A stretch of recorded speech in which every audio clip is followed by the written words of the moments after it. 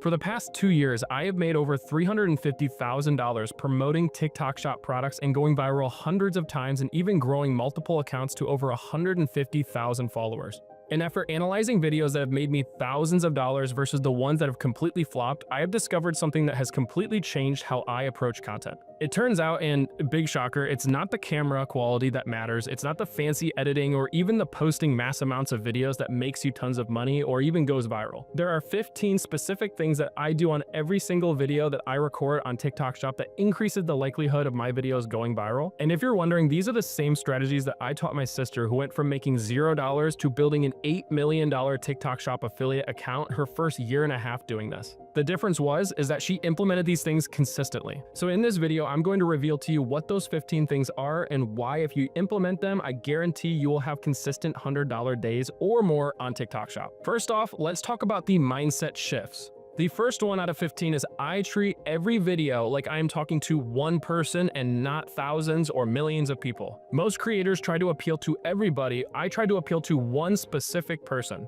I imagine that I'm on a FaceTime call with my ideal person. Whoever that person is, that is the perfect person to buy that product. That is the person I want to act like I'm talking to on a FaceTime call. If it was a vacuum cleaner that I'm trying to sell, then I need to imagine that I'm on a FaceTime call with someone like my mom. Number 2 is I focus on the problem and not the features. Instead of saying this vacuum has 20,000 RPM, I say this finally cleaned the pet hair that my old vacuum didn't. When you're doing that, you're speaking to somebody's problems and not the features, because the features don't matter. It's the result that actually matters. The people watching your video do not care about you. They don't care about you. They don't care about the product. They don't care about the brand. They care about what this product does for them and how they can benefit from it. And the features that you tell them don't help them benefit anything because they're just features. But if you talk about the problem and then the solution to that being this product, that's how you get them. Number 3, I chose products I actually would buy myself. If I wouldn't spend my own money on it, why would I ask somebody else to actually buy it as well? That one's pretty plain and simple, at least in my eyes. Number 4 is I plan my hook before I even start filming. The hook determines everything, and I spend more time on that first 5 seconds of the video than the entire rest of the video combined. Number 5 is I think in stories and not in sales pitches. Every product solves a problem that I've actually had, and that's the story angle that I generally use.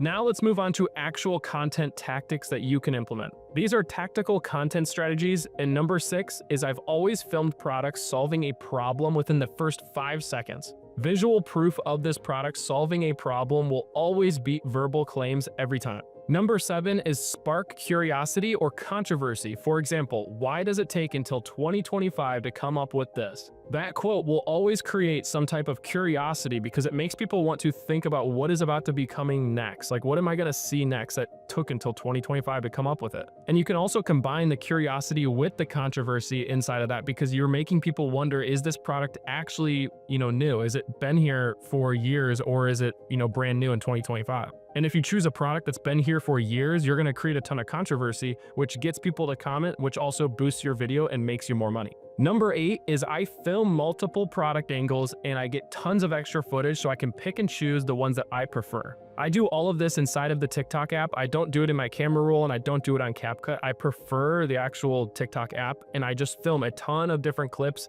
all in the same actual string. Then I'll cut out the parts that I don't like and keep the parts that I do like. Number 9 is I speak with natural pauses and inflections. If you have a robot voice or a monotone voice, it's going to kill your views because people won't trust you. They'll think that you're very scripted and it's going to come off very edited and not natural. And that kind of goes back to making it feel like you're talking to a family member or a friend on a FaceTime call or that specific ideal client that you are trying to reach. Number 10 is I end every single TikTok Shop video with a soft urgency and not hard selling them. For example, if you guys want to check it out, I'll leave it in the link below. The last thing I want to say is buy it right now and start screaming at them because they're just going to end up scrolling away from the video and not buying the product. Unless, of course, you're doing bottom of funnel content, which that is a whole thing in itself, and I personally don't recommend it.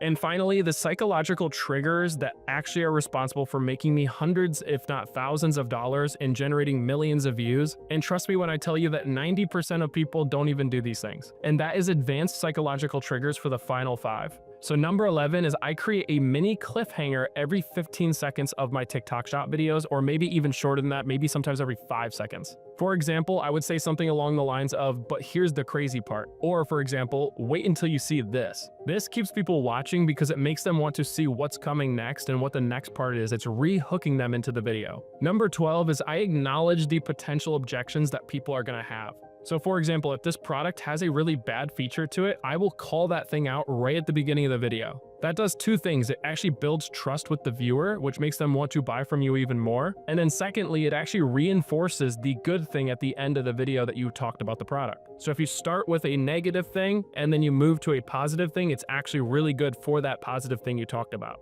Number 13, I use the intention and obstacle framework. I set up an obstacle that I'm trying to get over in the video, and then I show how this product reveals it or solves it. For example, I said, can this wet and dry vacuum cleaner pick up a broken egg, ketchup, and sour cream off the floor? Getting people to wonder if this product can actually do something like that is actually pretty cool. It makes them want to watch the video in full to see the end result. Especially when that problem that you're showing them is a very common problem that a lot of people have. It makes solving that problem even better. Number 14, I film my genuine reaction to using these products. Now, obviously you want to go into this product with prep and actually seeing how this product works before you use it. But I want you to try and remember what that feeling was like when you actually used that product and got that genuine reaction from using it. And I want you to re-put that energy into the video. That moment of surprise or satisfaction needs to be captured for the viewers to see. Number 15, and this is probably one of the most underutilized ones there is, and this is the last and final one, and that is I always reference something relatable in my actual life. For example, I would say, in quote, my wife always complains about this. Or for example, in quotes, I hate when blank. It makes it feel personal and more believable when you actually talk about this product and your own personal experiences with it. The one thing I will say with this one though is do not put this at the beginning of your videos. This always goes towards the middle or towards the ends of your video. It's basically a known rule at this point that you never start your TikTok videos or TikTok shop videos with an I statement like that. You always want to be talking about the viewer and not yourself. Now, I promise that if you put at least just some of these 15 tips to work for just a little bit of time, I can almost guarantee you will see an increase in views and sales. However, after helping hundreds of people implement these strategies, knowing what to do isn't enough. You need to know the right systems, the right support, and the right mindset to make it work. That's why I've been working on completely revamping my small group mentorship program. We now made it a full step-by-step program where we hold your hand the entire journey. We have live calls where I personally review your content. We have a community of people where we actually are making money and not just talking about it or just talking about these systems, we're actually implementing them. So whether you're a complete beginner or you are just trying to make it to that next phase of TikTok Shop, and you are actually trying to take this seriously, and I mean like seriously when it comes to TikTok Shop affiliate, check the link down below and see if this small group mentorship was actually a good fit for you. And now, like I said, this is only going to work if you're actually willing to put in the work yourself. This is not an easy money scheme or a make money quick scheme. This is a actual blueprint to making long-term success on TikTok Shop affiliate. So the choice is completely yours. You can stay on my YouTube channel and just keep watching these videos, or you can choose to obviously join us in that mentorship. And if this video helped you understand what actually goes viral or what is successful on TikTok Shop, then hit that subscribe button down below because I'm going to continue to share these strategies that actually work.